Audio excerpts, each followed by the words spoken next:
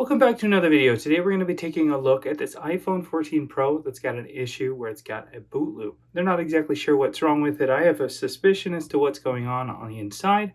So let's take it apart. Let's see if we can figure out what's happening. You can see that it's on and working right now, and it just shut off. As soon as we see the Apple logo, I'm going to go ahead and set a timer, and we're going to look at this for the 3-minute mark. And while we wait for that, I want to show you a couple of the other symptoms. For example, if I plug it into a charger, it says 1%.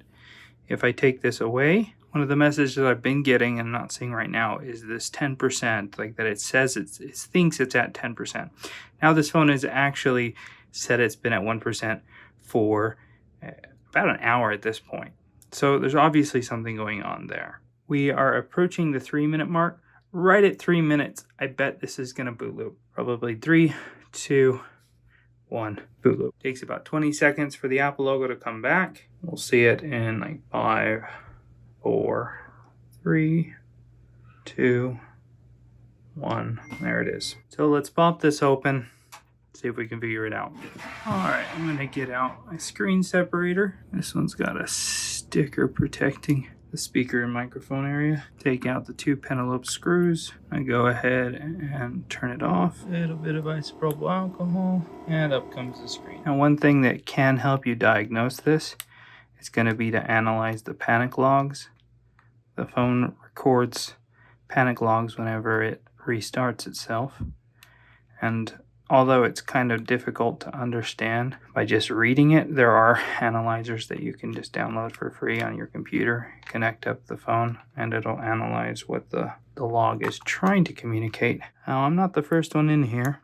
The battery's pretty loose. I do see a bunch of stuff going on up here. Let's plug in our iBridge tester and see if we can figure out if there's anything wrong with the charge port. Typically, a 3-minute boot loop is a charge port, a power button, or a proximity sensor issue.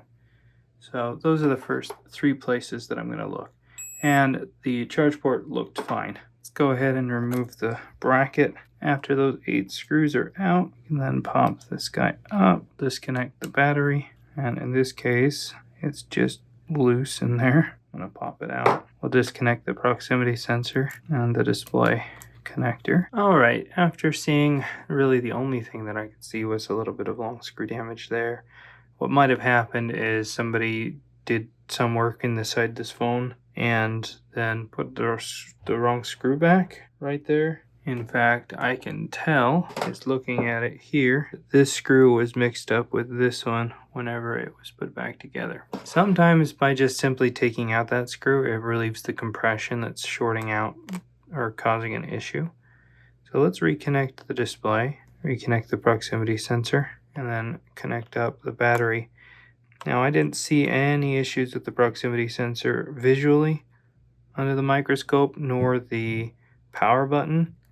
I haven't yet analyzed the logs, so we may end up having to do that.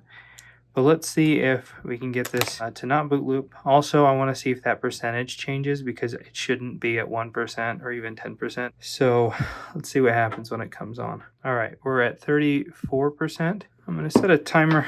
We're probably going to be looking at the 2.5-minute mark for a boot loop. We'll plug it in anyway, and let's see if anything changes.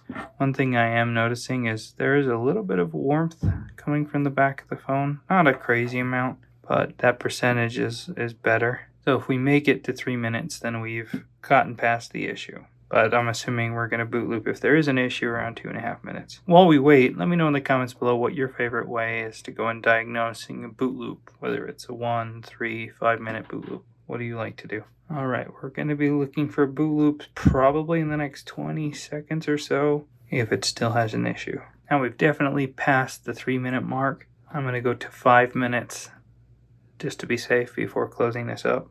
Alright, we've definitely surpassed the 5-minute mark since it actually turned on, and we are at 37% charged. So I'm going to go ahead and put these screws back in the correct order. But before we do that, let's go ahead and give this battery some new adhesive. We'll give it one in that corner, another down here, that way we don't mess with the wireless charging unit.